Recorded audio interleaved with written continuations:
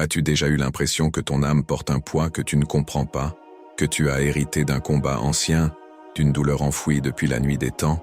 Et si je te disais que ce vide intérieur, cette soif de sens, remonte aux tout premiers instants de l'humanité? Oui, avant même que le monde ne connaisse les royaumes et les civilisations, un drame bouleversant s'est produit. Un frère tué par jalousie, une mère en deuil, un père brisé, et un nouveau-né, porteur d'une mission divine.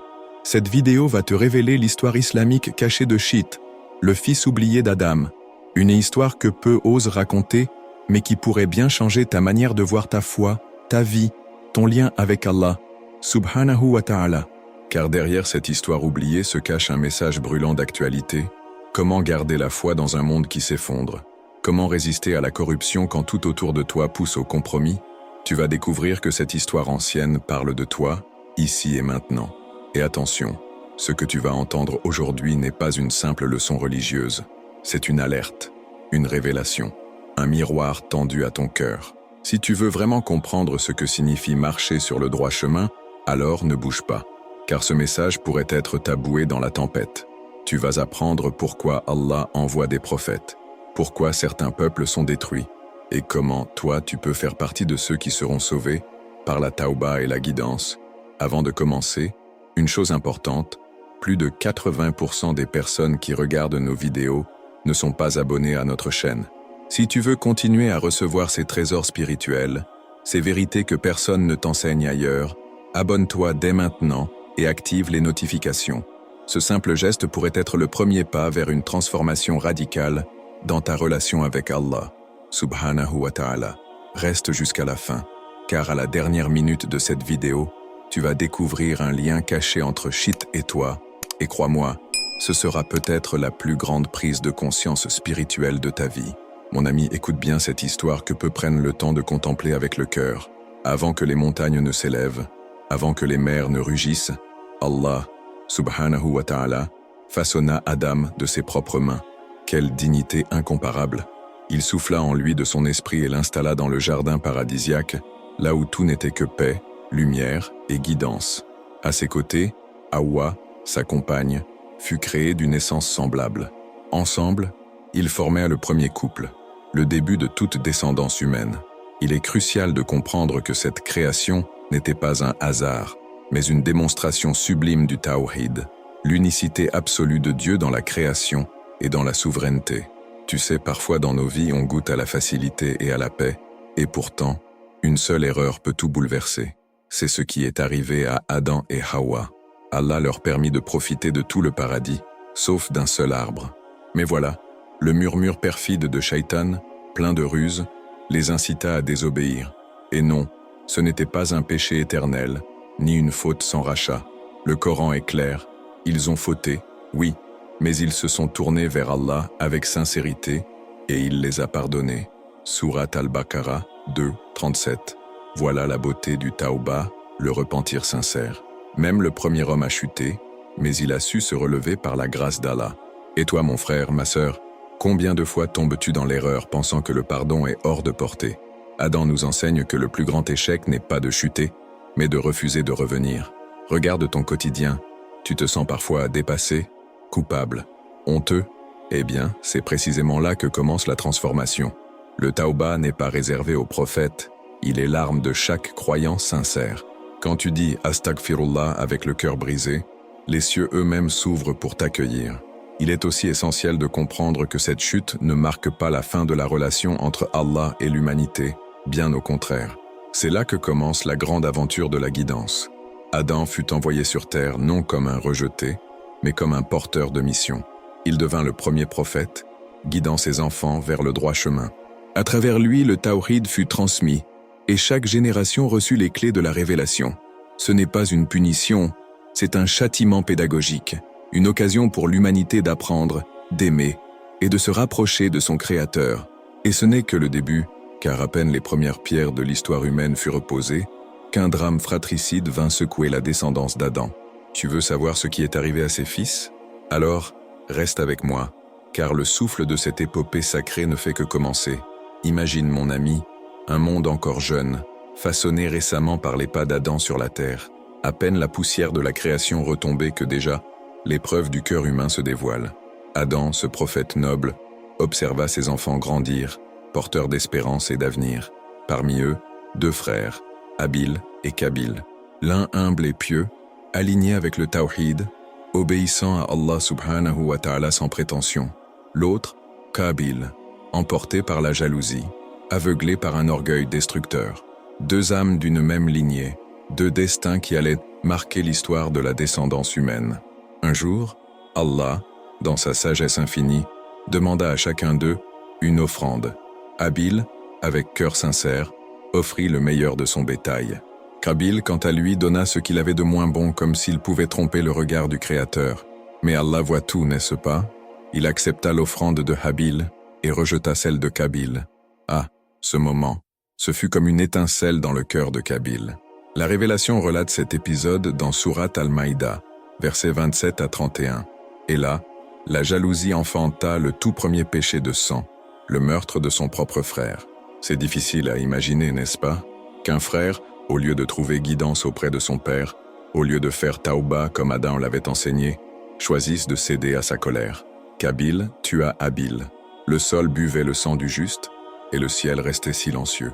Pourtant, même dans ce silence, il y avait une leçon divine. Allah envoya un corbeau, gratteur de terre, pour enseigner à Qabil la honte. Ce détail n'est pas anodin. C'est comme si même un oiseau savait mieux honorer la mort qu'un homme dominé par son ego. Et nous, aujourd'hui, qu'en est-il de nos querelles entre frères? Peut-être ne portons-nous pas d'épée, mais nos paroles, nos jugements, nos regards pleins d'arrogance, ne sont-ils pas autant de poignards invisibles? Chaque fois que tu refuses de pardonner, que tu laisses la rancune étouffer ton cœur, tu rouvres symboliquement cette plaie ancienne. Mais rappelle-toi, Allah a donné à chacun de nous la possibilité de choisir le droit chemin, de faire taouba avant qu'il ne soit trop tard. Ce crime, ce châtiment, ce silence accablant, tout cela ne fut que le prélude d'un renouveau. Car Allah, dans sa miséricorde, allait susciter un autre prophète au sein de la lignée d'Adam. Son nom allait marquer l'espoir d'un redressement spirituel, d'une reconquête du tawhid. Ce nom, Shit. Et si tu veux vraiment comprendre pourquoi son histoire est si méconnue mais si puissante, reste avec moi. Tu ne voudras pas manquer ce qui vient ensuite. Ah, Shit, peu en parlent. Et pourtant, il fut la lumière après les ténèbres. Imagine, mon ami, un monde encore ébranlé par le péché de Qabil. Habil est mort, le cœur d'Adam saigne, Hawa pleure en silence, et la descendance commence à se disperser. Et c'est là, précisément dans ce vide, dans ce chagrin silencieux, qu'Allah, subhanahu wa ta'ala, offre un signe d'espoir. Shit naît, comme un baume sur les plaies d'une famille déchirée. Il n'est pas seulement un enfant, il est une révélation vivante, un témoignage que la justice divine continue de veiller. Dans les traditions islamiques, Shit est reconnu comme un prophète, même s'il n'est pas mentionné nommément dans le Coran. Et crois-moi, ce silence apparent n'est pas un oubli. C'est une invitation à chercher plus profondément, à lire entre les lignes de l'histoire sacrée. Shit reçut les premiers manuscrits divins après son père Adam. Oui, tu as bien entendu, les premières pages célestes furent révélées à lui, afin de préserver le tawhid, cette flamme unique qui éclaire l'obscurité des passions humaines. Allah ne laisse jamais ses serviteurs sans guidance. Ce jeune homme, élevé dans la douleur mais baigné de foi, ne se contenta pas de survivre. Il guida, il enseigna, il corrigea les erreurs de ses semblables. Là où la corruption s'insinuait, Shit prêchait la droiture. Là où l'oubli gagnait les cœurs, il rappelait les promesses d'Allah. Il veillait, tel un berger de la vérité, sur ceux qui restaient fidèles au droit chemin. C'était un leader mais humble, un héritier mais responsable. Et surtout, il comprenait que son rôle n'était pas de dominer, mais de servir. Et toi, cher frère, chère sœur, as-tu pensé que peut-être toi aussi tu es un successeur? Pas de Shit peut-être, mais des enseignements qu'il a portés. Tu as des choix à faire tous les jours, rester fidèle malgré les influences, refuser la facilité du compromis, porter le tawhid même lorsque le monde t'invite au contraire. Shit n'a pas été placé dans une époque parfaite. Au contraire, son monde était déjà fissuré. Et pourtant, il resta droit. Tu peux faire de même. Même dans ton école, ton travail, ton foyer, l'exemple n'est pas lointain. Il est en toi. Mais bien sûr, toute lumière attire les ombres. Et pendant que Shit appelait à Allah subhanahu wa ta'ala, une autre lignée grandissait ailleurs. Kabil avait semé une graine amère et ses descendants ne tardèrent pas à faire germer la rébellion, l'orgueil et l'oubli. Tu te demandes sans doute ce qu'il advint de cette lignée? Patience. Ce qui suit te montrera pourquoi la vigilance spirituelle est plus nécessaire que jamais. Écoute bien, car ce que tu vas découvrir maintenant est un tournant dans l'histoire de l'humanité.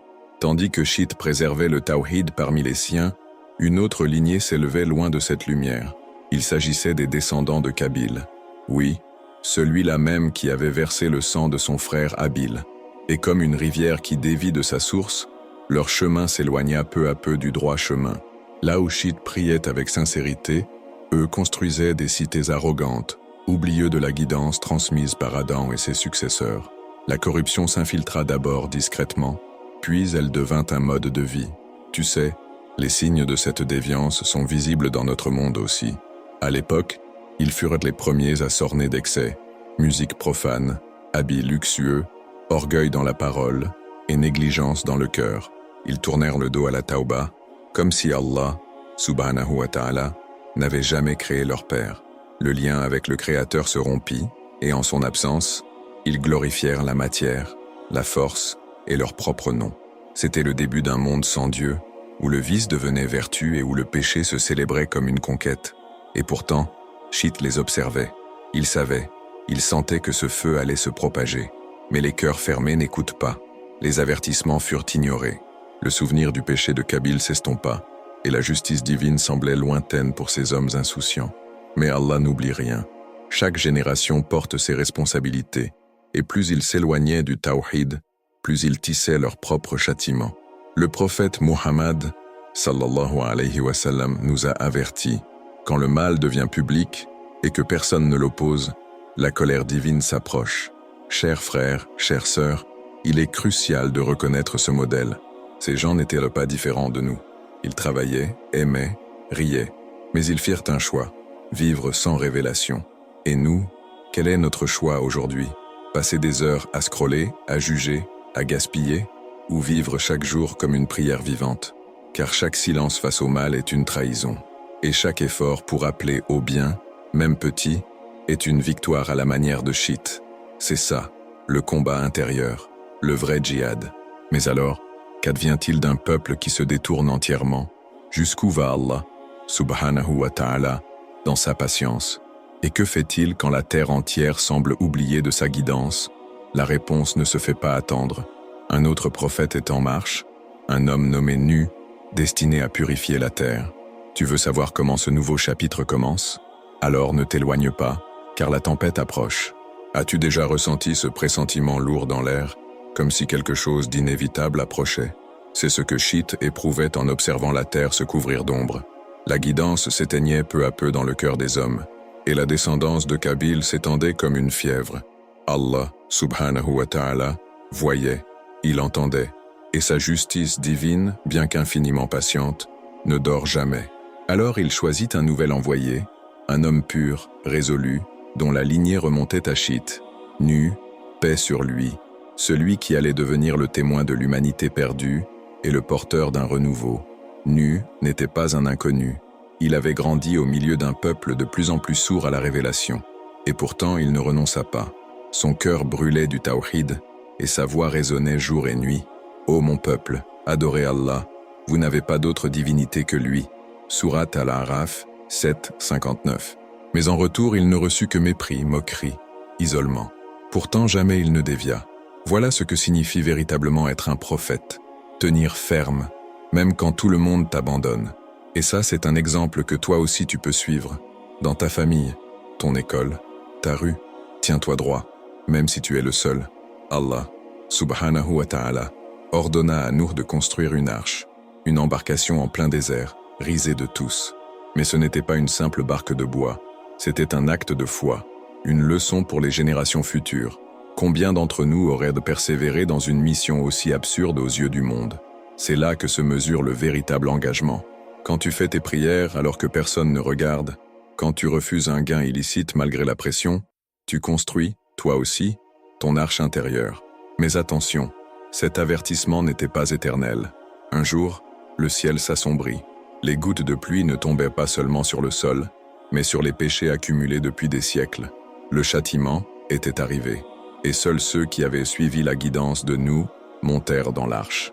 Le reste fut englouti. Quelle leçon, mon ami! Allah ne punit jamais sans prévenir, mais quand il agit, c'est avec une justice parfaite. Ce n'est pas une vengeance, c'est une purification. Et il vaut mieux être du côté de ceux qui réforment que de ceux qui ignorent.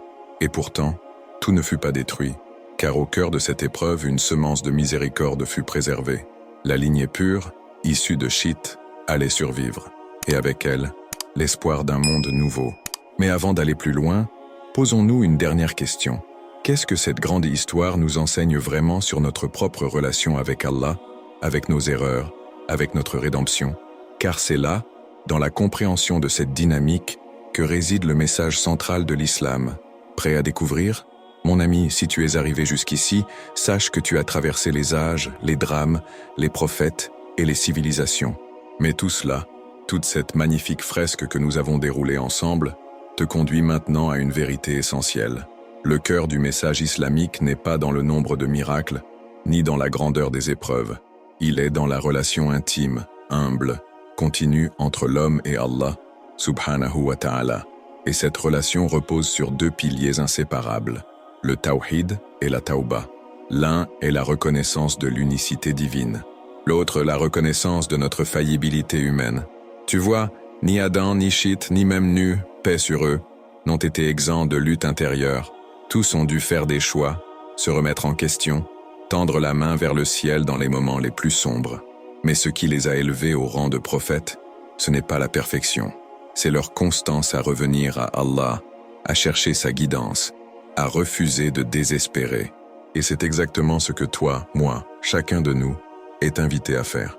Chaque chute est une occasion de tauba. Chaque silence, un appel à la prière.